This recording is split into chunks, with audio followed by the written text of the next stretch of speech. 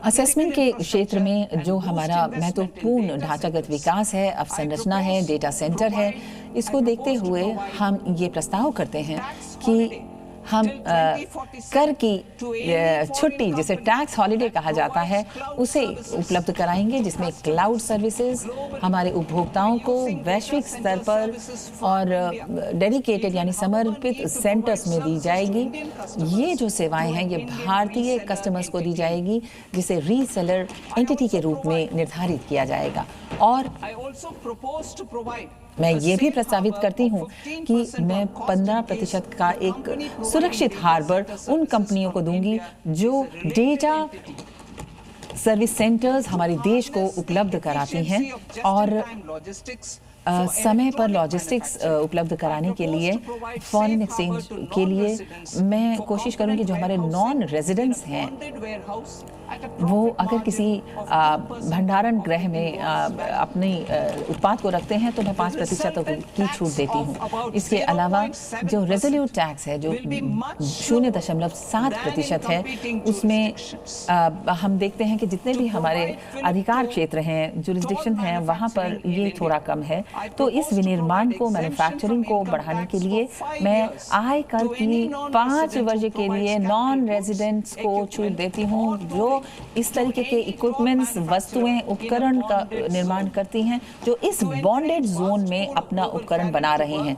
इसके अलावा मैं उनको इस बात के लिए बढ़ावा देती हूँ कि वो भारत में काम करें। मैं उन्हें वैश्विक नॉन इंडिया सोर्स्ड आय पर छूट देती हूँ। नॉन रेजिडेंट इंडियन को छूट देती हूँ अगले 5 वर्षों के लिए हमारी अधिसूचित योजनाओं के तहत।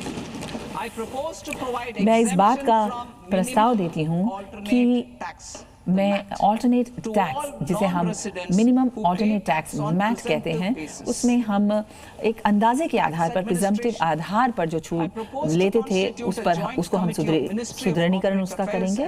मिनिस्ट्री ऑफ कॉर्पोरेट अफेयर्स और जो प्रत्यक्ष कर एजेंसी है उन्हें इनकम को जोड़े जाने, उसका आकलन करने, डायरेक्ट टैक्स ICDS जो इंडियन अकाउंटिंग स्टैंडर्ड से संबंधित है उसे IND AS के साथ समेकित करती हूँ। सेल्फ अकाउंटिंग की जो ज़रूरत है उसमें हम उसे यहाँ से हटा रहे हैं 2026-27 के वित्त वर्ष से।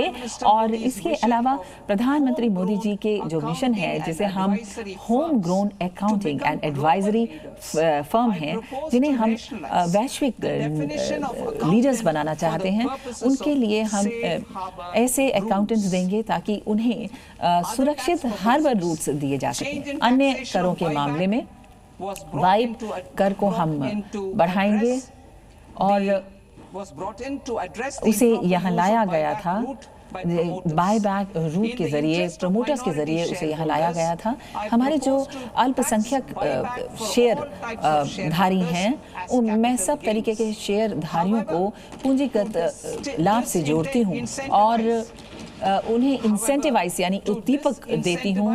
उद्दीपक ना देने के संबंध में खासकर उन लोगों को जो टैक्स नहीं भरते हैं उन्हें एडिशनल बाईपैक पैक्स देती हूँ और इससे ये काफ़ी बेहतर रहेगा। ये 22% तक टैक्स हमारे कॉरपोरेट्स प्रमोटर्स के लिए दिया जाएगा और नॉन कॉरपोरेट प्रमोटर्स के लिए ये 30% रखा जाएगा। जो कुछ भी खास जो सेलर्स हैं, जो खास गुड्स बेचते हैं, वस्तुएं बेचते हैं, जैसे शराब या खनिज, इस तरीके के पदार्थों में उसे 2% तक कम किया जाएगा। ये 5% से 2% कर दिया जाएगा।